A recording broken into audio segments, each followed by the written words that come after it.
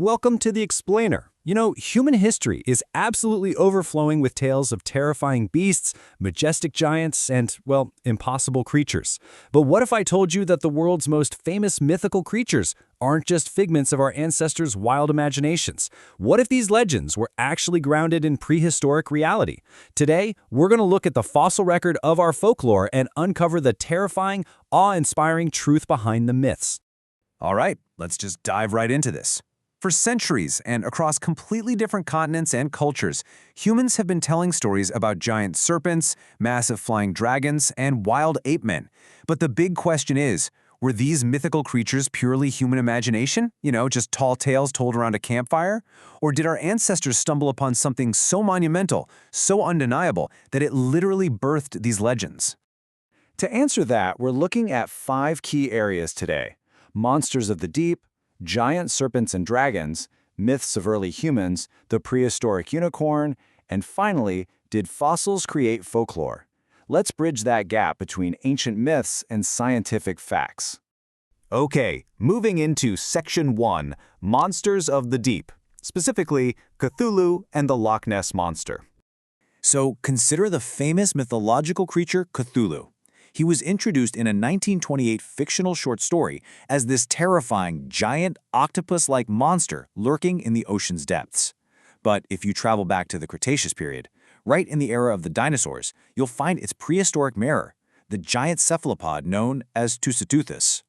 And you guys, just look at the staggering scale of this thing. Tussotuthus was 40 feet long. To put that into perspective for you, that is the length of 2 giraffes laid end to end. It was so massive and powerful that it routinely hunted mosasaurs. It was a true apex nightmare of the deep, right up until the asteroid impact wiped it out entirely about 66 million years ago. Now, you've undoubtedly heard of Scotland's Loch Ness Monster. For over 1,500 years, people have claimed sightings of a massive beast with a long neck that looks, honestly, suspiciously like a dinosaur. Well, while no living monster has ever been discovered in that lake despite massive research efforts, this type of creature actually did exist in reality. It was a marine reptile known as the plesiosaur. The absolutely crucial point here is their sheer size and dominance. A single plesiosaur was roughly the size of 3 SUV cars. And these weren't just rare anomalies either.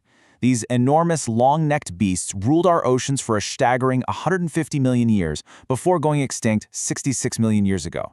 I mean, the physical resemblance to the Loch Ness myth is absolutely uncanny. All right, Section 2, Giant Serpents and Dragons, focusing on myths from the skies and soils. Just look at how universal the myth of the giant serpent actually is. In Norse mythology, you've got Jörmungandr. In Egyptian mythology, there's the giant serpent Apep. And in Hinduism, the massive snake Vasuki. Are these all just total coincidences? Actually, no. Prehistoric reality proves that earth-shattering giant snakes really existed. We're talking about absolute apex predators that would suffocate their prey and swallow them entirely whole.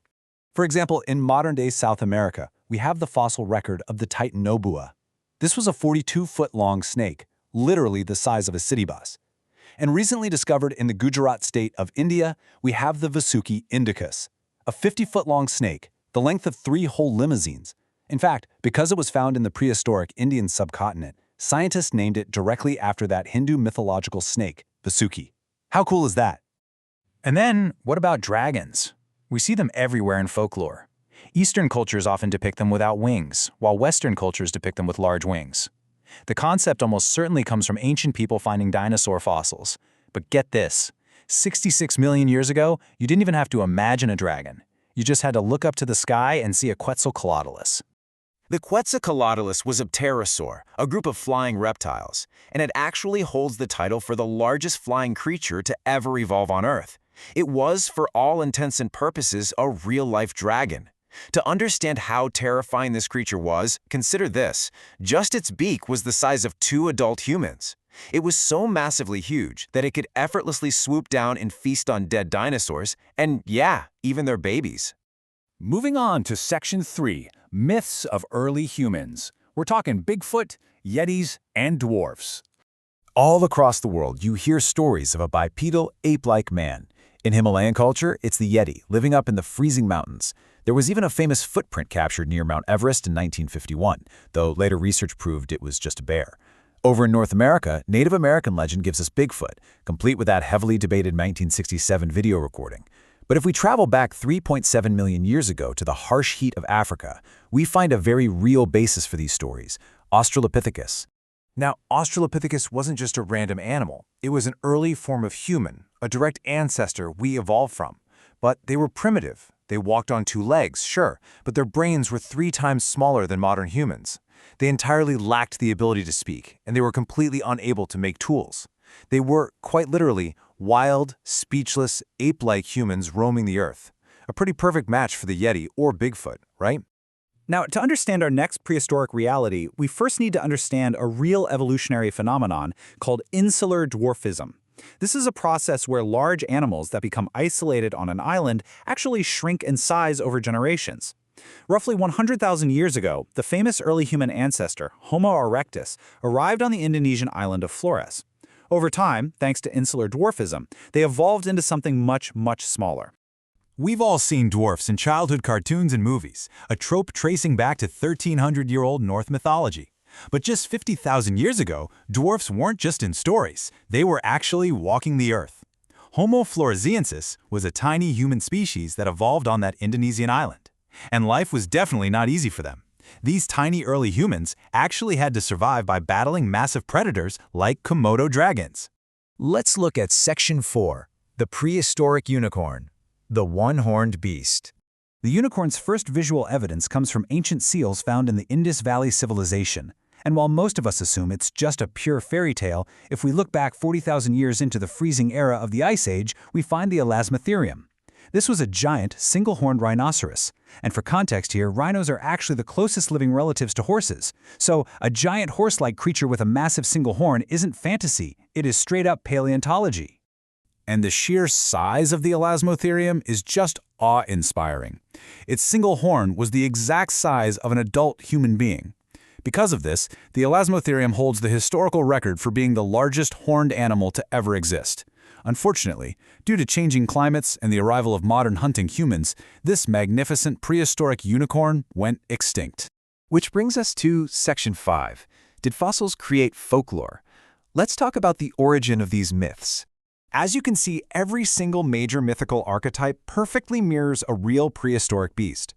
Giant squids hunted sea monsters, colossal flying reptiles ruled the skies, giant snakes crushed their prey, massive horned beasts roamed the ice, and early primitive forms of humans walked the earth alongside us. The overlap here is simply too perfect to ignore. So the crucial takeaway is perfectly captured in this quote right here. We didn't invent these monsters out of thin air. Our ancestors likely found their fossils. Think about it.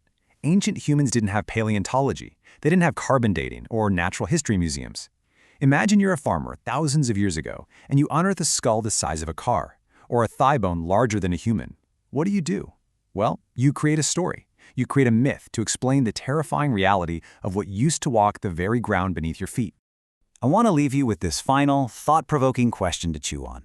If plesiosaurs went totally extinct 66 million years ago, how is it that people have supposedly been seeing them in Scotland's Loch Ness for the last 1,500 years? It's highly likely that centuries ago, someone stumbled upon the fossilized remains of a plesiosaur near that lake, and from those ancient, weathered bones, a 1,000-year-old legend was born. It really makes you wonder what other magical stories we tell today are just waiting for a paleontologist to dig up their truth. Thanks so much for joining me on this explainer. Keep asking questions, and I'll catch you next time.